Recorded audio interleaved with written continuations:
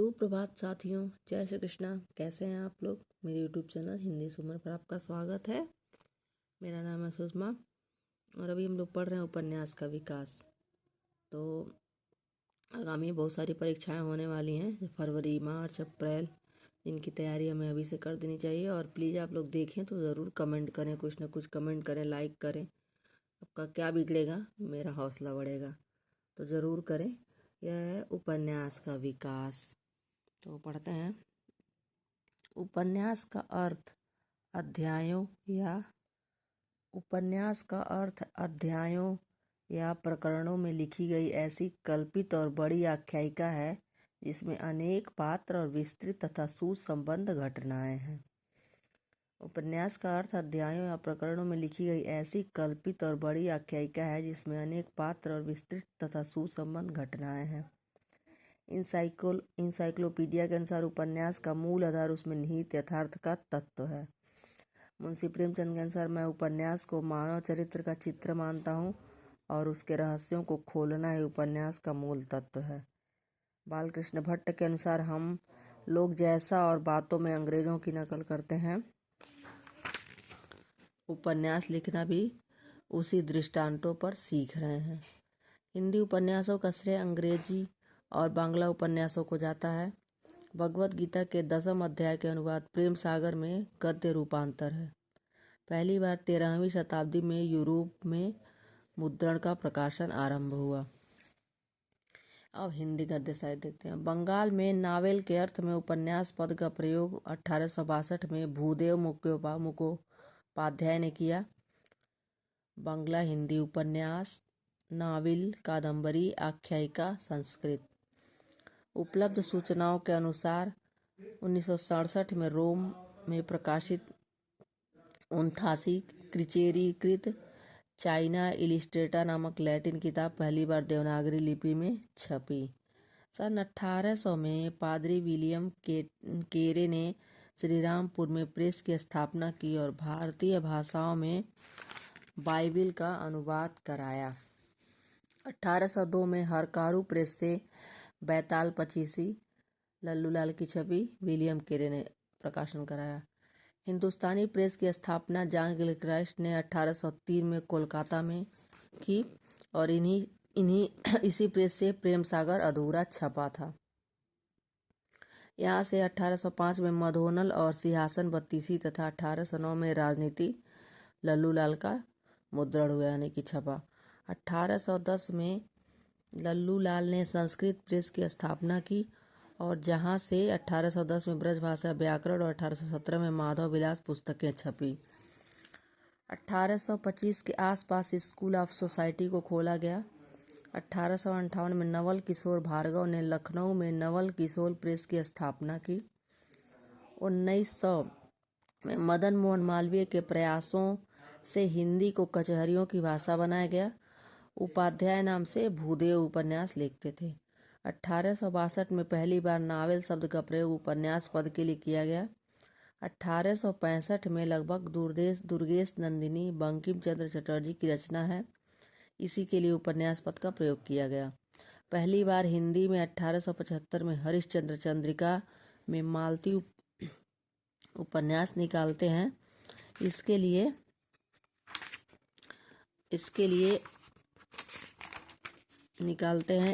लिए भारतेंदु ने उपन्यास पद का प्रयोग किया। पहली बार भारतेंदु ने उपन्यास पद का प्रयोग किया। 1890 में सौदामिनी राधाचरण गोस्वामी की, इसके लिए उन्होंने नवन्यास पद का प्रयोग किया।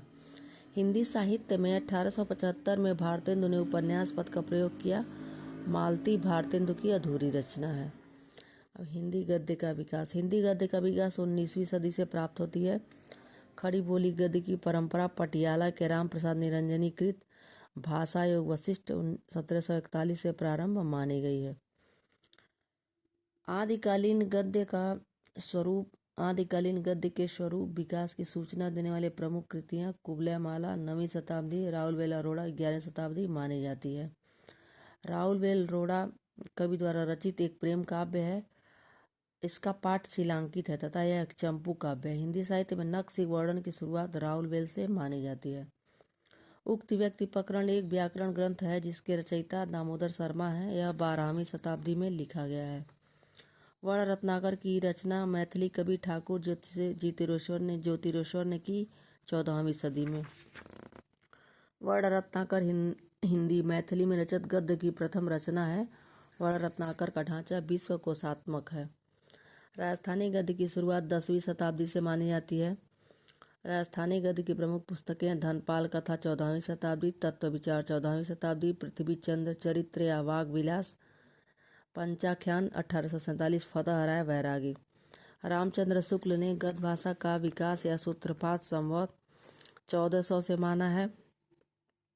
इस गद्य का प्रयोग गोरखपंथी योगियों ने अपने धार्मिक उपदेशों में किया, तो रामचंद्र शुक्ल ने संवत 1400 से माना है। 17वीं शताब्दी में भी श्री वल्लभाचार्य के पुत्र विट्ठल नाथ जी और उनके पुत्र गोसाई गोकुल नाथ जी कृत 84 वैष्णव की वार्ता आदि कृतियों को ब्रजभाषा का प्रचलित रूप माना जाता है। नाभादास ने संवत 1660 के आसपास अष्टायाम की रचना की, जिसके लिए उन्होंने ब्रजभाषा का प्रयोग किया। रामकथा से संबंधित पुस्तक है नाभादास का अष्टायाम। सूरत मिश्र ने 1767 ईस्वी में बैताल पचीसी नामक पुस्तक की रचना की। खड़ी बोली का प्रारंभिक रूप दक्षिण साहित्य में मिलता है। दक्षिण के साहित्यकारों ने अपनी भाषा को हिंदी, हिंदवी, दक्षिणी, देहलवी, जबान, हिंदुस्तान आदि नामों से पुकारा। प्रोफेसर एहतियात हुसैन के अनुसार इस भाषा में पंजाबी, हरियाणवी और खड़ी बोली का मेल था। यह संख्या ब्रज भाषा के प्रभाव में नहीं थी, और सबसे बड़ी बात यह है कि इसमें फारसी, अरबी के अनेक शब्द सम्मिलित हो गए। इतिहास से पता चलता है कि आरंभ में उन्होंने इसी भाषा से काम चलाया होगा, यहाँ तक कि वह उन्नति करके साहित्य की भाषा बन गई। साहित्यकारों ने कभी उसको हिंदी, कभी जबान हिंदुस्तान कहा और कभी दक्षिणी कहकर पुकारा। दक्षिणी हिंदी के प्रथम गद्य लेखक ख्वाजा बंदा नेवाज गेसुराज को माना जाता है। इनकी पुस्तक मेराजुल आस्किन को दक्षिणी का प्रथम पुस्तक माना जाता है। मेराजुल आस्किन। शिकारनामा इनकी पुस्तक है। मुल्ला वजही की प्रमुख रचना कुतुब मदुवरी है, जो सन 1609 में लिखी गई। मुल्ला वजही की एक और कृति सबरस 1635 है। तसव्वुफ के सिद्धांतों को प्रतीकात्मक शैली में व्यक्त किया गया है। सबरस को उर्दू साहित्य की प्रथम रचना मानी जाती है। इस समय के प्रसिद्ध लेखक सैयद हुसैन अली खां ने 1838 में चादर ख्वेस का फारसी से दक्षिण में अनुवाद कराया। आचार्य शुक्ल ने खड़ी बोली गद्य का आरंभ अकबर के दरबारी गंग की रचना चंद छंद वर्णन की महिमा से माना है। इनकी रचना 1570 के आसपास मानी गई है। आचार्य शुक्ल के अनुसार परिनिष्ठित गद्य में रचित पुस्तक भाषा योग वशिष्ठ 1741 रचनाकार राम प्रसाद निरंजनी को प्रथम लेखक स्वीकार किया है। भाषा योग वशिष्ठ की भाषा मूलतः पंजाबी ब्रज मिश्रित खड़ी बोली है। फोर्ट विलियम कॉलेज की स्थापना 1800 को मार्क वेलेजली ने की थी। 18 अगस्त 1800 को जॉन गिल्स्ट्राइट को हिंदुस्तानी भाषा का प्रोफेसर नियुक्त किया गया। लल्लू लाल और सदल मिश्र दोनों फोर्ट विलियम कॉलेज में पढ़ाते थे, तो 1800 में जॉन गिलक्राइस्ट जो है हिंदुस्तानी भाषा का प्रोफेसर बने, और इसी में लल्लू लाल सदल मिश्र दोनों पढ़ाते थे। और फोर्ट विलियम कॉलेज की स्थापना मार्क वेलेजली ने की है 1800 में। मुंशी सदा सुखलाल और ईसा अल्लाह खां दोनों का संबंध फोर्ट विलियम कॉलेज से नहीं था। यह भी प्रश्न कई बार पूछता है कि इसका संबंध फोर्ट विलियम कॉलेज से है, किसका नहीं, ऑप्शन दे देगा। आचार्य शुक्ल के अनुसार राजनीतिक परिस्थितियों के आधार पर बताया गया है कि इसकी समय सीमा राजा भोज से लेकर राजा हमीरदेव तक है। हिंदी का प्रथम कवि राहुल सांकृत्यायन ने सरापा को माना है। शिव सिंह सेंगर ने पुष्पदंत को माना है। गणपत चंद्रगुप्त ने शालिभद्र सूरी को माना है। राम कुमार वर्मा ने स्वयंभू को माना है। हजारी प्रसाद द्विवेदी ने अब्दुल रहमान अद्दामार को माना है, लेकिन सामान्य रूप से सरापा को हिंदी का प्रथम कवि माना जाता है। राजनैतिक परिस्थितियां। सामंती युग था, राजा कवि पालते थे। युद्ध व नारी मुख्य वर्णन होते थे। भाषा अपभ्रंश का समय जिसे दो भागों में बांट सकते हैं, पूर्व अपभ्रंश, उत्तर अपभ्रंश। हजारी प्रसाद द्विवेदी 10वीं से 14वीं शताब्दी का काल, जिसे हिंदी का आदिकाल कहते हैं, भाषा की दृष्टि से अपभ्रंश का ही बढ़ाव है। यह बहुत बार पूछा गया है। मुंशी सदा सुखलाल नियाज की प्रमुख रचना सुख सागर है। इंसा अल्लाह खान ने 1798 से 1803 के मध्य रानी केतकी की कहानी की रचना की, जिसे उदयभान चरित से भी जाना जाता है। इस पुस्तक में लौकिक श्रृंगार व प्रेमाख्यानक परंपरा का सूत्रपात हुआ है। इनकी भाषा सबसे चटकीली, मटकीली और अलंकृत किस्सागोई शैली मुहावरेदार चलती है। लल्लू लाल ने 11 पुस्तकों की रचना की, जो कि ऐसे हैं: सिंहासन 25 1801, बैताल 25 1801, माधवानल 1801, शकुंतला नाटक 1810, राजनीति 1802, प्रेम सागर 1810, लतायत हिंदी 1810, ब्रजभाषा व्याकरण 1811, सभा विलास 1815, माधव विलास 1817, लाल चंद्रिका 1818। लाल चंद्रिका बिहारी सतसई की टीका है। ब्रजभाषा व्याकरण लल्लू लाल की प्रमुख रचना, मौखिक रचना है। लल्लू लाल की राजनीति, माधव विलास, लाल चंद्रिका ब्रजभाषा में, बाकी शेष रचनाएं हिंदी खड़ी बोली में है। लल्लू लाल उर्दू को यामनी भाषा कहते हैं। ये भी प्रश्न बहुत बार पूछा गया है। इसलिए प्रेम सागर की रचना करते समय इन्होंने इसको छोड़ने की बात कही है। लल्लू लाल उर्दू को यामनी भाषा कहते हैं, भी प्रश्न बहुत बार पूछा हुआ है। इसलिए प्रेम सागर की रचना करते समय इन्होंने इसको छोड़ने की बात कही है। लल्लू लाल की विचारीय रचना भाषा की दृष्टि से लतायत हिंदी है, ये कि महत्वपूर्ण है। प्रेम सागर में भागवत कथा वर्णित है। लल्लू लाल ने आगरे में एक प्रेस खोला, जिसका नाम इन्होंने संस्कृत प्रेस रखा। सदल मिश्र चंद्रावली या नासिकोपख्यान की रचना यजुर्वेद के आधार पर कठोपनिषद में वर्णित नचिकेता की कथा को आधार बनाकर खड़ी बोली गद्य में की। सदल मिश्र की भाषा में खड़ी बोली पूर्वीपन है। चंद्रावली या नासिकोपख्यान दोनों एक ही है। इसकी रचना यजुर्वेद के आधार पर कठोपनिषद में वर्णित नचिकेता की कथा को आधार बनाकर खड़ी बोली गद्य में हुआ है। गिलक्राइस्ट, इन्होंने कुल 19 ग्रंथों की रचना की। इनकी प्रमुख रचना है discovery of English and Hindustani है। गिलक्राइस्ट ने अपनी पुस्तक a grammar of the Hindustani language में हिंदी, उर्दू, रेख्ता और हिंदुस्तानी को समानार्थी माना। हिंदुस्तानी शैली गिलक्राइस्ट को सर्वाधिक प्रिय थी।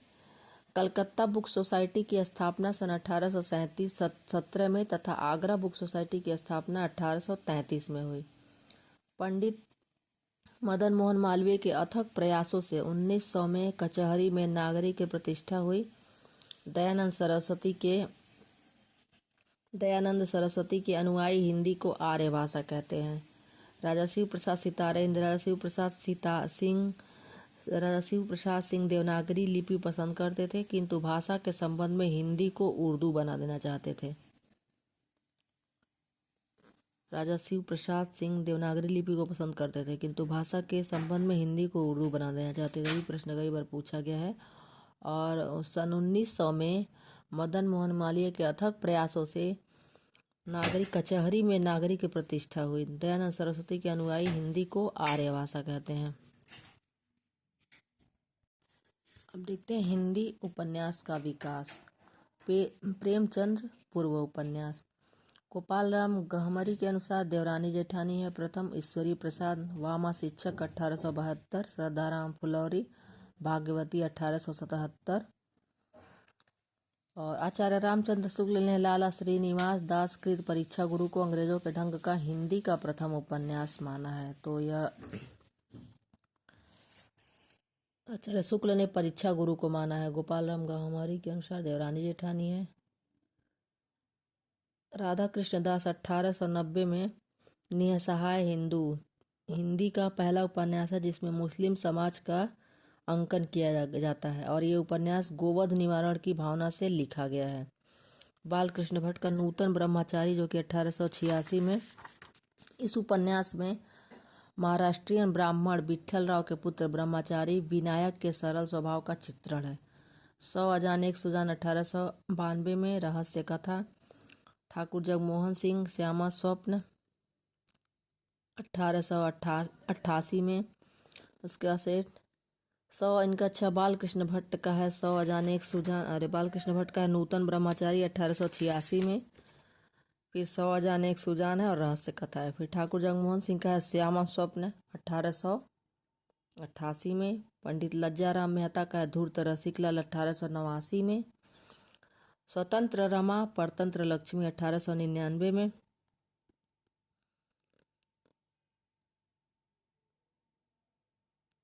रमा और लक्ष्मी सगी बहनों की कहानी है। यह उपन्यास तुलनात्मक आधार पर लिखा गया है। फिर आदर्श दंपति है 1904 में।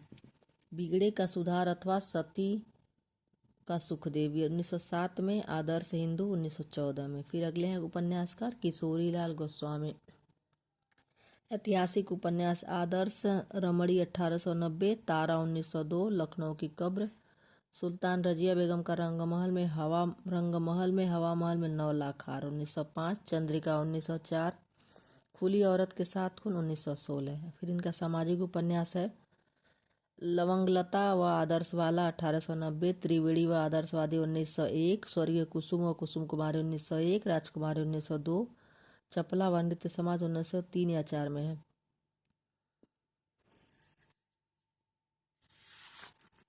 पूर्व जन्म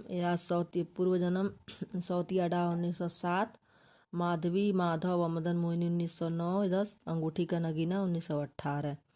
अगले उपन्यासकार हैं अयोध्या सिंह उपाध्याय हरिऔध। तो ये सभी उपन्यासकार जो हैं प्रेमचंद पूर्व हैं। अगले हैं अयोध्या सिंह उपाध्याय हरिऔध। ठेठ हिंदी का ठाठ 1899, अधखिला फूल 1907। राधाचरण गोस्वामी का है सौदामिनी 1907। तो राधाचरण गोस्वामी हैं और ये हैं राधा कृष्ण दास हैं, दोनों लोग में अंतर है। सौदामिनी बहुत बार पूछा जाता है। मनु द्विवेदी हैं रामलाल 1917, कल्याणी 1920। फिर राधिका रमण सिंह है वन्य जीवन, प्रेमलहरी 1916। गंगा प्रसाद गुप्त का है प्रेम, पृथ्वीराज चौहान 1902, हमीर 1904। रामविलास त्रिपाठी वीरांगना 1911, मिश्र बंधु का वीरमणि, श्याम सुंदर बैच का पंजाब पतन, और ब्रजनंदन सहाय का सौंदर्य उपासक, राजेंद्र मालती का 1917, राधाकांत 1918। अगले हैं देवकी नंदन खत्री। तो इनका है चंद्रकांता 1888, चंद्रकांता संतत 1896 या 24 भागों में है। नरेंद्र मोहिनी 1903, कुसुम कुमारी 1899। भूतनाथ यह उपन्यास अधूरा था जिसको इनके पुत्र दुर्गा प्रसाद खत्री ने पूरा किया। जैनेन्द्र कुमार का है गुलेनार 1907। जैनेन्द्र कुमार है, जैनेन्द्र अलग है। कुंवर हनुमंत सिंह चंद्रकला 1893। इसमें रूढ़ियों के बलात् शोषण का वर्णन है। कुंवर हनुमंत सिंह का है चंद्रकला 1893 में। गोपाल राम गहमरी को हिंदी जासूसी के उपन्यास का प्रवर्तक माना जाता है। ये गहमर में गहमरी जासूस नामक पत्रिका निकालते थे। इनका उपन्यास है अद्भुत लाश 1896, गुप्तचर 1899, बेकसूर की भाभी 1900, सरकटी लाश 1900, खूनी कौन 1900, बेगुनाह का खून 1900, जासूस की भूमि 1901 और भोजपुर की ठगी 1911। फिर भुवनेश्वर मिशन जराऊ घाट 1894 में। तो ये सब था प्रेमचंद पूर्व युग का उपन्यास और उपन्यास का विकास संक्षिप्त में।